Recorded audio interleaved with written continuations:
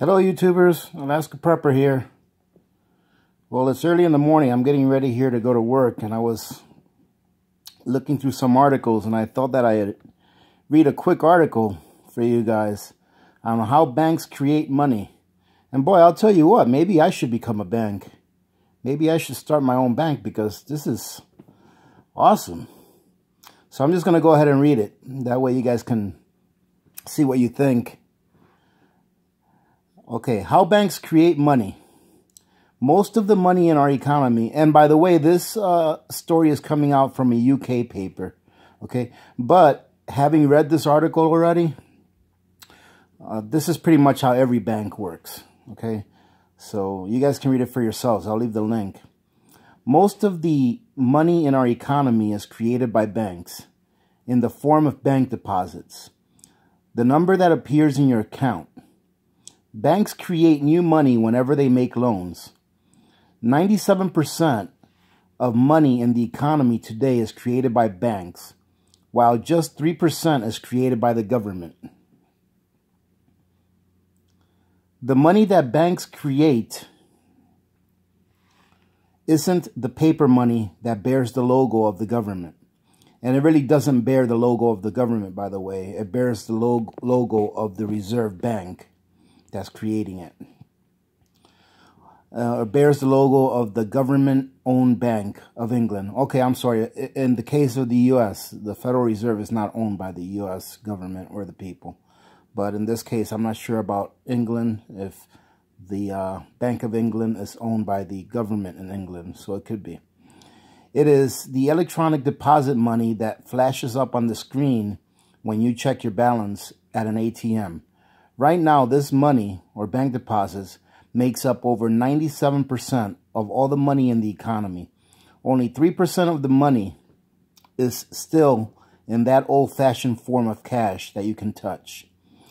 So, just reading that last sentence, ladies and gentlemen, what this is telling you is that if everyone were to go and try to withdraw their wealth in the form of fiat from a bank, only 3% would be able to get drawn out, because the other 97% only exists in computer digits, in zeros and ones.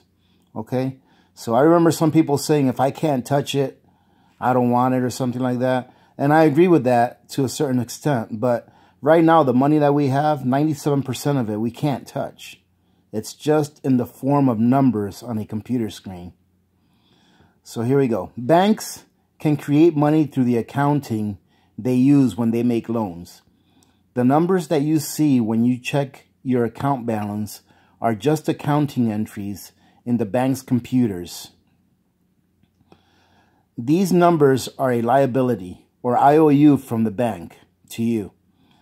But by using your debit card or internet banking, you can spend these IOUs as though they were the same as a $10 note. By creating these electronic IOUs, banks effectively create a substitute for money. So you see, you're not even using real money when you do online banking. They're telling you right there, they're creating a substitute for money. And then it says that you can take a look at this video, which I'm not going to play. You guys can take a look at it if you like. Carrying on. Every new loan that a bank makes creates new money. While this is often hard to believe at first, it's common knowledge to the people that manage the banking system. In March of 2014, the Bank of England released a report called Money Creation in the Modern Economy, where they stated that commercial banks create money in the form of bank deposits by making new loans. When a bank makes a loan, for example, to someone taking out a mortgage to buy a house, it does not typically do so by giving them thousands of pounds worth of banknotes. Instead, it credits their bank account with a bank deposit of the size of the mortgage. At that moment, new money is created. So, ladies and gentlemen, someone built a house, So someone put equity into a piece of property and the materials to build a house. They hired people. They purchased materials with their money. They went through all the trouble of going through all the codes, building the house, putting it up for sale, paying a realtor, etc., etc., etc. And then when you go to buy that house, the bank just creates the money to purchase the house right out of thin air. So the bank has absolutely zero vested interest in that home. Absolutely zero vested interest from the time that they lend you that money, because they created the money out of thin air. Okay? And then they charge you interest on the money that they just lent you that they created out of thin air. So think about that next time you hear about somebody getting foreclosed on, which means that the bank is taking the house from them when the bank never had any real vested interest in that loan.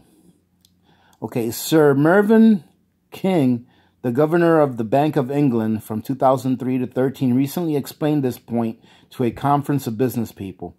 When banks, and this is a quote from Sir Mervyn King, when banks extend loans to their customers, they create money by creating their customers' accounts. Sorry, by crediting their customers' accounts, which is exactly what we've been reading. And Martin Wolf, who was a member of the Independent Commission on Banking, put it bluntly, saying in the Financial Times that the essence of the contemporary monetary system is the creation of money. So he's saying that the essence of the contemporary, I'm sorry, I misspoke. The essence of the contemporary monetary system is the creation of money out of nothing. So pretty much that's what the banking system that we have now is run by. Is run by money that is created out of nothing. All right? By creating money in this way, banks have increased the amount of money in the economy by an average of 11.5% a year over the last 40 years. Do you hear that, ladies and gentlemen? By creating money in this way, the banks have increased the amount of money in the economy by an average of 11% a year over the last 40 years. I don't know about you, but 11 times 40 is about 440. All right? So to me, the creation of money is inflation.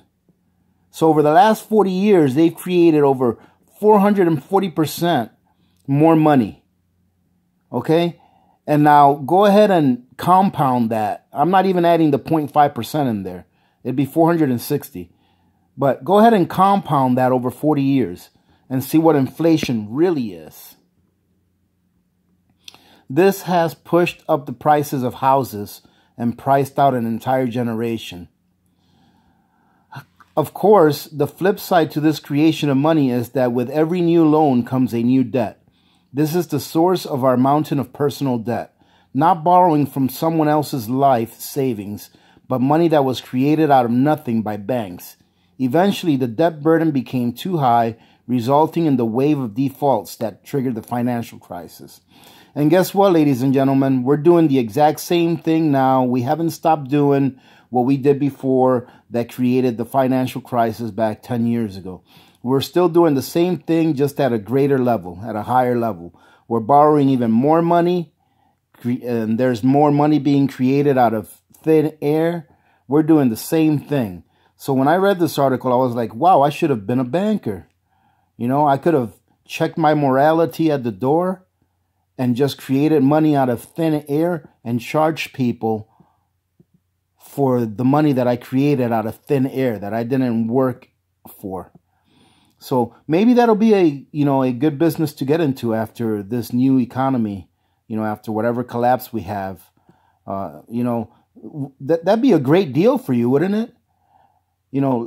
Tell someone, yeah, I'm going to lend you $100,000 so that you can buy this piece of property, and say, yeah, here you go. I just went ahead and typed in $100,000 into an account that has your name on it. Now you can buy this piece of property, but you're going to have to pay me that back with money that you actually had to work for with money that you had to actually use capital and sweat equity to earn. You can pay me back with money that you had to actually work for, when in fact all I did was push a few buttons on a computer to create that money that you're now going to have to pay me back with interest. Hell of a deal. Hell of a deal. So that's just a short one, ladies and gentlemen. I hope that you go ahead and take a look at this, because this is a pretty interesting article. I pretty much read the whole article. So if you guys even want to just go ahead and freeze the screen on your computers to read this, you're going to have to read it a little bit cock-headed or cock-sided, because it's a little crooked, but you can pretty much see it here. And that's about it for this video. I'm going to go ahead and sign off now. So remember to be good to each other. When good people, it's early in the morning, ladies and gentlemen. When good people do good things happen. And remember to reach one, teach one, and repeat. If we all did this, the world would be a better place. And you know that it will be a better place. Many blessings to all of you and your families. I hope that you all have a good day today. Today is hump day, so we make it through today, and we're on the downhill side of the week, ready for the weekend. So like I said again, many blessings to all of you and your families. This is Alaska Prepper, and I'm out.